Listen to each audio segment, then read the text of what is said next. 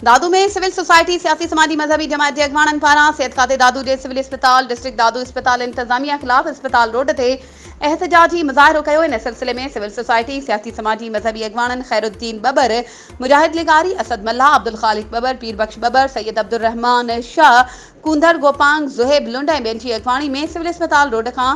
SSP मोड़ ताईं एहतजाजी मुज़ाहिरो कयो। इन मौके ते सिविल सोसाइटी सियासी मजहबी अगवाणनि चयो त सेहत खातो दादू मुतासिरनि अवाम जी सेहत जी सहूलत लाइ जारी अरबें रुपयनि जी बजट कागज़ी कार्रवाइनि में करप्शन करण सबबि अरबें रुपया बजट मिलण बावजूद सिविल अस्पताल डिस्ट्रिक्ट अस्पताल दादू रिफर सेंटर में तब्दील आहे। हुननि चयो त ईंदड़ आचर 3 जून ते बि अवामी फोरम जे प्लेटफॉर्म तां बि सेहत खाते ऐं ॿियनि मसइलनि जे हल लाइ भरपूर एहतिजाज आवाज़ उथारियो वेंदो। हुननि मुतालबो कयो त दादू अस्पताल में मुक़रर MS अस्पताल दादू खे फौरी तौर ते हटाए दादू जी आवाम के अस्पताल में सेहत जूं सहूलतूं फराहम कयूं वञनि। वधीक ख़बरुनि ऐं अपडेट्स जे लाइ असांजे चैनल खे सब्सक्राइब कयो ऐं हा, बेल आइकन खे प्रेस करणु न विसारिजो त जीअं असांजी हर नई अचण वारी वीडियो तव्हां ताईं पहुची